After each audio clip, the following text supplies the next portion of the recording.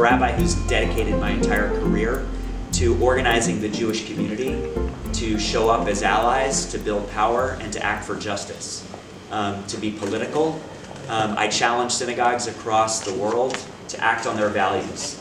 My kind of core shtick, so to speak, is we have this sacred scripture, this 5,000-year-old tradition of speaking truth to power that started with the Pharaoh and Moses and culminates with the prophets. And my kind of core shtick is to challenge synagogues to practice what they preach, right? Not just to read the sacred text, but to act on them.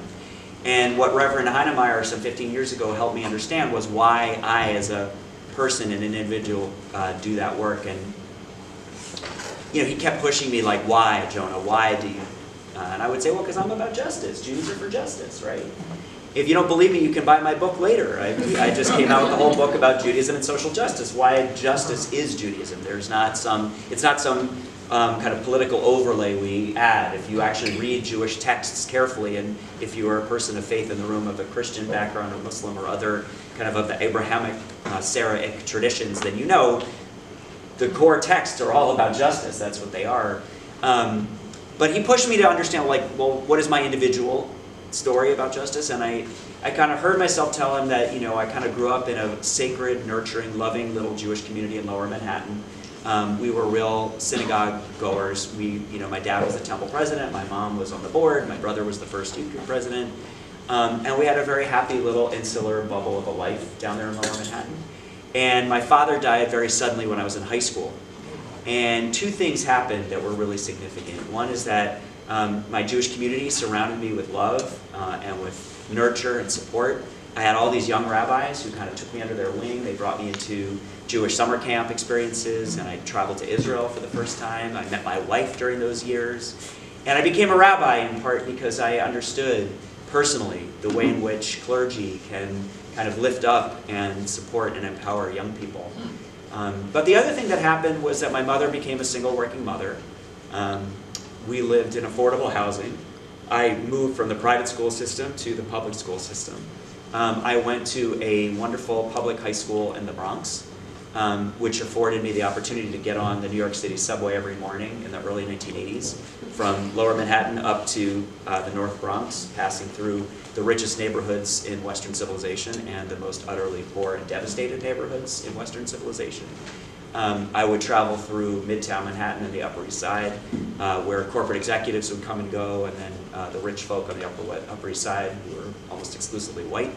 At 86th Street and Lexington Avenue, all the white people would get off the train. I was the last white person and was often the only person there who wasn't black or brown.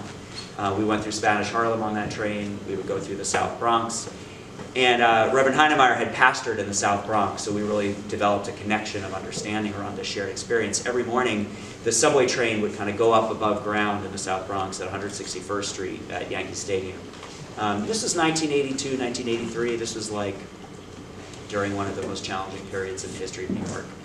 And I would bear witness on a daily basis to the worst devastation, utter desperation, tremendous poverty, inequity, crack deals, crime, streetwalkers, folks sleeping in the streets, fires burning, empty, vacant lots. And the grinding disconnect for 4 years, every single day, of hearing the rabbis teach me about tikkun olam, the repair of the world, and the Jewish call to justice. And then every morning, waking up at 5:30 in the morning and getting on that subway and not being able to reconcile the radical disconnect between what my tradition was teaching me and what I was bearing witness to, led me to be a very agitated young rabbi when I actually got there. And to realize that I wasn't just going to be a rabbi who was going to engage the next generation of Jewish people in Jewish life, but that I had to be a rabbi in the streets, and I had to be a rabbi in the churches and in the synagogues and the mosques, and I had to be a rabbi in the corridors of power to figure out how to actually deal with poverty and deal with racism and deal with inequality. But I didn't know how to do it. So Reverend Heinemeier actually got me involved in community organizing and started showing up to, we were part of a group in Boston called the Greater Boston Interfaith Organization, sister to an organization here at DC called WIN, Washington Interfaith Network, sister to BUILD, which Pastor Huber helped build in Baltimore. All building power kind of saying, what if we built the relationships across lines of difference? What if we got folks in the churches and the synagogues and the mosques to really reflect on our stories, reflect on our values, and then build some power? Could we hold mayors accountable? Could we hold state legislators accountable? Could we speak truth to power with power and actually affect change? And it really changed my life. And then 4 years ago, I was called to Washington, the holy city here, to run the Religious Action Center of Reform Judaism, which is a wonderful sacred institution about a mile up that way, Massachusetts Avenue to DuPont Circle. And I want to, in essence, it's our Washington office. It's the organizing, advocacy, and social justice arm of the Reform Jewish movement. Many denominations, the Episcopal Church has an office here in Washington, but we're a little bit different than most just Washington offices of a denomination. And it was an honor to take over the organization. I'll say in a minute what I've tried to do with it, and then I'll stop talking. But I do want to share a little bit of the story of why I was so moved to run the organization. Our building on DuPont Circle, it's this magnificent embassy-style building. It's actually the site of the drafting of the Civil Rights Act of 1964 and the Voting Rights Act of 1965. It is a little-known footnote of civil rights history in America that it was actually a Jewish organization that hosted the Leadership Conference for Civil Rights, which was the coalition of civil rights groups. And how did that happen? It's a great little story. Our founder was a wonderful Jewish philanthropist named Kivi Kaplan. He was a child of immigrants who came to this country with nothing other than his white privilege. But he became a very successful business person. He made a lot of money. And he did a lot of good work with that money. But he also bought the building that we sit in on Massachusetts Avenue in the early 1950s and gave it to his own Jewish community, the Reform Jewish movement, but with a stipulation. He said, you can have this building, but under the condition that you use it to show up for the civil rights movement and to become a hub for civil rights and social justice in America. And the first director was a rabbi named Rabbi Dick Hirsch. He was a dear friend of Dr. King. So when he showed up to his office on the first day, he called Dr. King and said, great news, Martin, you now have an office in Washington. And it's a little-known fact of history that when Dr. King would come to Washington, he would use our offices as his place to do his work. And we hosted the Leadership Conference for Civil Rights. That's why it is that the Civil Rights Act and Voting Rights Act were written there. But what I like to say to people, number one, is we don't rest on our nostalgia. That's all good. And you know, that was 50 plus years ago, nearly 60 years ago. Folks in this room know maybe what I know, which is that 1 in 3 black men go to jail in America, whereas 1 in 17 white men go to jail. We know that there's, at any one given time, 2 million people incarcerated in our country, overwhelmingly people of color. It's what Michelle Alexander calls the new Jim Crow. The Voting Rights Act, which we are so proud of and so passionate about, was eviscerated by the Supreme Court in 2012 in a horrific decision called Shelby. We saw just in the last election in Georgia, Florida, and across the country, the way in which the evisceration of the Voting Rights Act has led one political party to use voter suppression as a weapon in order to win elections. All of that, and there's so much more. I can just say, the names Freddie Gray, Tamir Rice, Mike Brown, Sandra Bland, so many more. The list goes on and on and on. The Mother Emanuel 9, and more recently, the Pittsburgh 11. Only 3 days before, of course, where 2 black folk were killed because the gunman couldn't get into church because it was locked, God forbid. Anyway, most of what I just laid out to you is the reality that we're living in now. So we're not living on the nostalgia of the civil rights movement. I do want to acknowledge almost everything I just laid out to you was before the 2016 election. So when people get all like, it's about Trump or it's about one political party, these were all systemic issues around systemic racism, white supremacy, and inequality that have been going on in this country for an awfully long time. And the bottom line is that my job is to continue to organize the Jewish community to show up in interfaith, multiracial spaces, to be part of what will transform our nation into potentially living up to what the promise that it could be in its articulated values. There's a lot of things that we do need to march around and systemically organize around to transform. I'm wondering if you could give us some of Name your most recent win. Yeah, totally. Thank you for that. So helpful. So, and as we talked about this as we were preparing, I had invoked the names that I should now invoke, which are Shifra and Pua and Miriam and Yocheved. Yeah. Because that story of having been slaves and having experienced freedom, and then I'll go to today with, the wins like Desmond Meade in Florida, whose story must be told in this moment. But so Shifra and Pua, how many of you know Shifra and Pua? You're going to love, these are the two most important women you've never heard of before. So Pharaoh, in his attempted genocide against the ancient Hebrews, instructed all the Hebrew midwives, when a Jewish baby is born, if it's a boy, murder it. And Shifra and Pua were these Hebrew midwives. And now you got to think back to ancient Egypt. How powerful was the midwives union? Okay, there was no SEIU, there was no healthcare workers union, there was no 1199, right? These were probably the lowest wage workers. And Pharaoh, who had all the power, Pharaoh was in the place of God, says to the midwives, murder these children. And Shifra and Pua said no. They refused, and they figured out a way to kind of outsmart Pharaoh and trick him. They kind of made this ridiculous claim that, the Hebrew women are so quick, but before we can, out they come, and you don't know that. And Pharaoh bought it, whatever. Either he was dumb, or they had a really strong union, but they resisted. And the reason I tell that story is it proves resistance to injustice is always possible. It is two seemingly powerless women who prove to, and then of course Pharaoh goes around these two women to the Egyptian society and says, now let's commit this genocide together, and they go along with him.